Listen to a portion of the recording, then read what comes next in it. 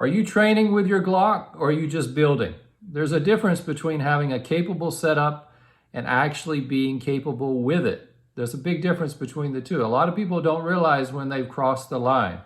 So today we're going to talk about the difference between building gear and building skill. And one of the reasons why I love the Glock 26, and I've got it unloaded, there's no mag, empty chamber, slides locked back. I like this model because it is small and it does not have a place here for a weapon light, so you're also not tempted to go for bells and whistles. You just want a simple, sleek, small design. This is really where it's at for me, the Glock 26. That's the one that I'm referring to when I talk about my own skill, my own training, my own EDC. I'm talking about this one. And yes, it's a little dirty. Mag's a little dirty. Maybe needs to be cleaned. I've been doing training with it. This is what you should be doing. You should not be buying these as a template and say, now I've got to change these sights. Now I got to put on an optic. Now I've got to do this. I got to do that. It's easy to focus on the setup. That's something that you can do. Put attachments, upgrades, change the configuration. But to be clear, there's nothing wrong with that if you want to do that. But I don't think that's the first thing you should do when you first buy a Glock. You should learn how to train with it just in a stock format. And then at some point you can shift your focus if you become really proficient and you want to shift away to things like that. But I think building out your setup is one of the easiest ways to feel like you're making progress. And you can change something just overnight, and all of a sudden you feel like you made a gain. You feel like you have a new part, new configuration. At least on paper, you feel like it's something that's tangible and immediate, and like I'm making progress. You feel a sense of accomplishment. And if you compare that to going to the range and then doing all the repetitive shooting and practice, that training takes time, takes effort. It's slower, it's not as exciting. I acknowledge that in my videos, and it doesn't always give you instant feedback. There's going to be days when you go to the range where you shoot worse than you did before. There's going to be really good days that are exciting. So you never know the ups and downs of training, but if you got to have the right mindset in order to approach the training. And part of having the right mindset is avoiding the build culture, and don't let that take over. The problem isn't building in itself, it's when the build becomes your sole focus, and when the conversation shifts from, what can I do with this, to, what else can I add to this, and you're obsessing over mods and parts and changes, then I think that's where things start to drift, and then you constantly want to do upgrades and tweaks, and next thing you know, you're thinking that you're going to buy the skill, that this is going to make you a better shooter and it's going to get you to where you want to be. I'm telling you that you're never going to be satisfied doing that. At some point, the setup becomes your goal and not the tool.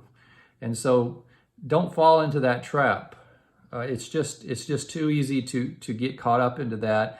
And I understand if you're on social media watching me right now, you're probably also on social media watching 10, 20 more channels that talk about everything that I'm telling you is should not be your priority. They're trying to sell you something. Everybody's got something to sell. There are sponsors. There are people who are willingly happy to take on the latest upgrade and part and share it with you, but for the clicks and the likes. So that's really not my goal. If you see me, I'll be sharing you a stock Glock that's 20 years old or older, and I'm not the guy that's trying to convince you to buy the latest, greatest new stuff.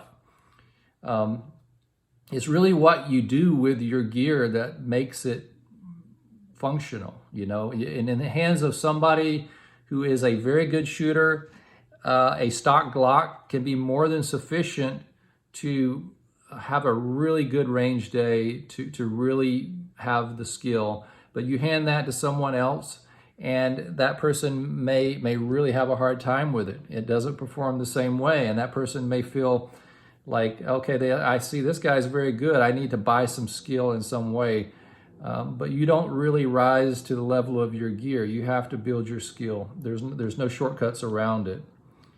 And I think this matters more than people like to think. You can be a hobbyist or a collector, and you can buy things and build and share. And if you go on certain social media, I'm in Reddit groups. There's a lot of show and tell there, but there are some really good discussions. But other groups tend to be there's just a lot of sharing, and I've never been the guy to say, "Oh, look at what I made. Look at me. Look at this piece." I don't particularly get the enjoyment of that. I understand once in a while there are some unique designs that come out, some unique colors and patterns and things which are cool. But as far as gear, no, I think the tools, they don't make the decisions ultimately when we need to use them. It's us. It relies on our cognitive ability to recognize the situation. We need to react appropriately. We need to control what we're doing. And that's what actually determines the outcome. The more complex a setup becomes, the more it can work actually against you if you haven't trained with it. The more gadgets you have on your device, you may run into training issues. Your training may suffer. You may be slower initially. So it's not about having more. It's about being able to use what you have, and that's really, really important. So I know I can't convince any of you to not pursue some of these things. So I guess what I would suggest to you is a compromise, and that is to find a more balanced approach. There's nothing wrong with trying to improve your setup. These Glock sights are cheap. First thing that many people will replace, and there's nothing wrong with that. And I don't think that that's an issue. I'm comfortable with sights, and I'm comfortable with optics. I'm not going to say that you should always stick with the classic sights, but it has to stay in balance. So if you're not simultaneously increasing your training and refining your mindset while you're also doing these improvements or upgrades, then your skill's going to lag behind. So keep things practical. Train with what you actually use. I personally like a minimalist setup. Less makes it easier, less likely to get any confusion, any holdup when you actually have to use it. And just try to be honest with yourself about what's helping and what's just adding complexity. Complexity is never a good thing when it comes to your EDC and self-defense, because at the end of the day, the goal is isn't really to have the most interesting setup, especially for EDC. Now, if you're talking about a range toy or something that you want to share and just have fun, that's a whole nother story. But when we're talking about EDC, you got to be capable with that device.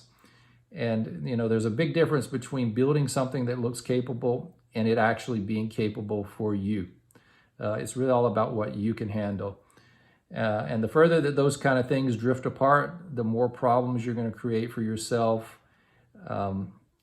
Because tools matter, and you just actually, what's more important though than the tools do matter. It's how you handle them and whether you are ready and whether you have put in the reps and done the training. And so focus on, if you have to, focus on both at the same time. Have you made any mistakes in the past and focused more on the setup or more on the training? Or do you feel you got the right balance? Let me know in the comments. I'd like to hear. I really want to know what other people, mistakes they might have made, things that they've learned. I'm just a conversation starter here. I'm not a moral authority on anything. I'm just trying to stimulate thought and get the wheels turning in your mind, thinking about what really is important when it comes to your self-defense. So that's all I got to say about this one. Be safe out there. See you next time.